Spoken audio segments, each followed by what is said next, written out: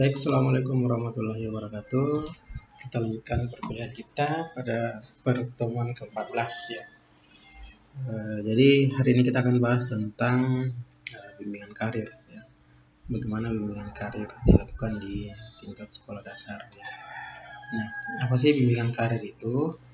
Yaitu proses bantuan yang diberikan oleh guru BK para siswa tentang pemberian informasi tentang karir ya, supaya siswa itu bisa mempersiapkan dirinya untuk memperoleh pekerjaan tersebut. Nah, kebanyakan siswa itu dia tidak paham sekolah itu tujuannya untuk apa. Untuk menjadi seorang dokter itu harus belajar apa saja, keahlian apa saja yang harus dimiliki. Ketika ingin jadi pilot misalkan, apa sih yang dibutuhkan, skill apa yang dibutuhkan sejak dini. Kebanyakan siswa tidak tahu seperti itu. Makanya banyak siswa yang ogah-ogahan dalam belajar ya. Makanya perlulah diberikan bimbingan karir.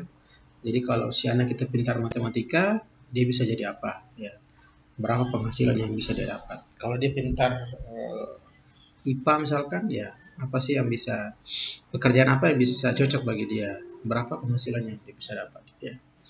Nah, makanya penting bimbingan karir ya. Nah, apa saja layanan dalam bimbingan karir ya. Jadi layanannya itu adalah berupa pengetahuan siswa tentang bagaimana menyelesaikan dirinya untuk mempersiapkan karirnya ya. Nah, kebanyakan siswa itu ya, kalau ditanya cita-citanya jadi apa ya, pasti dia jawab dokter, tentara ya. Mungkin dia sudah bilang jawab sekarang YouTuber ya. Tapi kalau ditanya bagaimana cara menjadi tentara, ya pasti tidak akan tahu jawabannya. Bagaimana caranya menjadi dokter, tidak akan tahu. Makanya kalau kita tanya kembali orang-orang sekarang, dulu cita-citanya waktu masih kecil apa? Pasti dia jawab dokter, walaupun sekarang pekerjaannya bukan dokter. Itu karena itu berarti dia gagal dalam mencapai cita-citanya ya.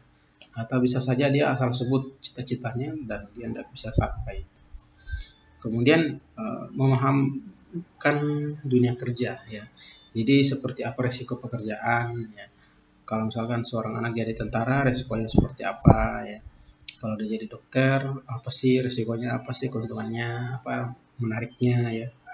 Karena di dunia ini kan ada banyak sekali jenis pekerjaan ya, yang bisa dipilih oleh siswa. Kemudian ketika dia sudah mengetahui pekerjaan yang dia cocok untuk dirinya ya, dia bisa memilih studi lanjut ya.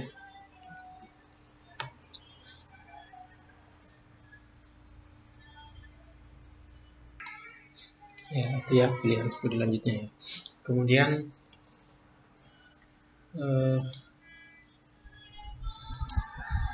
apa sih yang mempengaruhi perkembangan karir siswa ya. Nah, ternyata siswa itu tidak bisa asal memilih mau jadi apa, mau jadi tentara, mau jadi dokter, mau jadi polisi ya. Mereka tidak bisa asal memilih.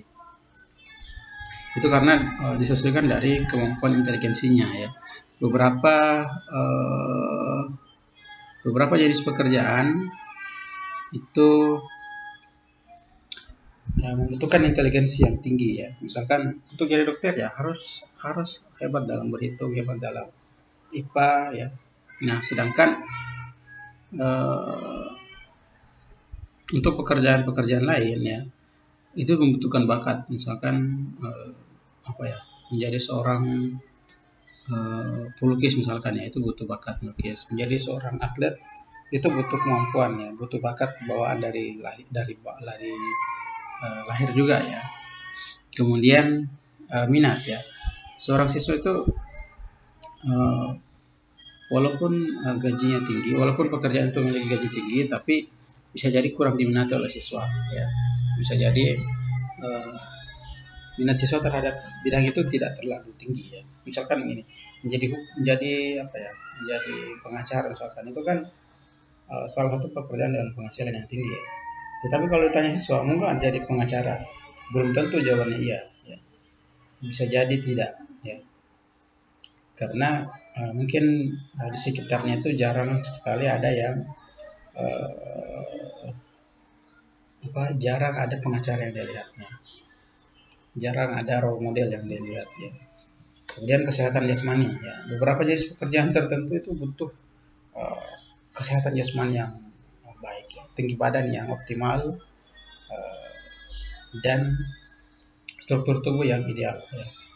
Contohnya misalkan ya, jadi tentara itu kan ya harus tinggi, harus fisiknya kuat ya, dan struktur tubuhnya tegak ya. Sedangkan kalau pekerjaan lain mungkin tidak mengharuskan seperti itu. Ya, tetapi sekarang saya lihat di kampus-kampus itu banyak yang menerapkan aturan tinggi badan ya, tinggi badan tertentu untuk pekerjaan tertentu. Misalkan perawat kalau saya tidak salah ada batasan minimal tinggi badannya. Kemudian faktor eksternal ya, ternyata faktor di sekitar kita itu bisa mempengaruhi pilihan kita ingin menjadi apa ya. Yang pertama adalah status ekonomi keluarga ya. Orang-orang dengan penghasilan rendah itu agak sulit untuk menjadi seorang dokter ya, agak sulit dia untuk sekolah di kampus-kampus yang terbaik ya. Kenapa? Karena biayanya mahal ya. Biaya untuk masuk kedokteran itu mahal, kecuali mungkin dia berjuang untuk dapat beasiswa ya, mungkin bisa ya. Makanya biasanya kalau ekonomi rendah ya dia akan memilih jurusan yang bisa dijangkau dengan ekonominya ya. Sedangkan kalau ekonomi tinggi ya, apapun jurusannya dia bisa ambil ya. Bahkan terkadang kita dengar ada yang sogok untuk masuk jurusan tertentu, ada yang mengikuti bimbingan khusus supaya dia bisa masuk jurusan tertentu ya. Kalau ekonominya kuat ya bisa memilih ya, kalau lemah ya tidak bisa memilih. Kemudian prestasi akademik ya, agak sulit kita memaksakan seorang anak yang nilai rata-ratanya sangat rendah untuk menjadi seorang dokter ya, karena dokter itu butuh inteligensi yang tinggi, kemampuan yang cukup baik ya dalam akademik. Kemudian jenjang pendidikan ya, jenjang pendidikan orang tua, jenjang pendidikan keluarga, itu mempengaruhi juga keinginan kita untuk menempuh karir ya. Contoh misalkan orang tua kita misalkan tamatan SD ya, biasanya si anak juga itu tidak terlalu tertarik untuk menjadi master atau doktor ya. Tetapi kalau di sekitarnya itu misalkan orang tuanya doktor, kemudian adik kakaknya dokter semua ya, maka dia akan malu kalau dia hanya sampai tingkat SMP. Pasti dia akan berusaha untuk lebih baik lagi ya. Maka penting sekali itu jenjang pendidikan. Kemudian lingkungan ya, lingkungan kita itu membentuk diri kita ya. Ya, dia akan mempengaruhi kita. Kalau di sekitaran kita itu kebanyakan pengangguran, kita lebih sering bergaul kepada pengangguran ya, kita tidak memiliki motivasi untuk memiliki pekerjaan yang lebih baik ya. Begitu juga kalau di sekitar kita semuanya adalah pengusaha dan kaya raya, maka kita akan termotivasi untuk ikut berpikir bagaimana caranya supaya bisa menjadi seperti mereka ya. Makanya di mana kita berada itu mempengaruhi diri kita ya. Nah, kita lanjut pada diskusi ya. Jadi pertanyaannya akan saya sampaikan nanti di grup. Baik, terima kasih untuk hari ini. Assalamualaikum warahmatullahi wabarakatuh.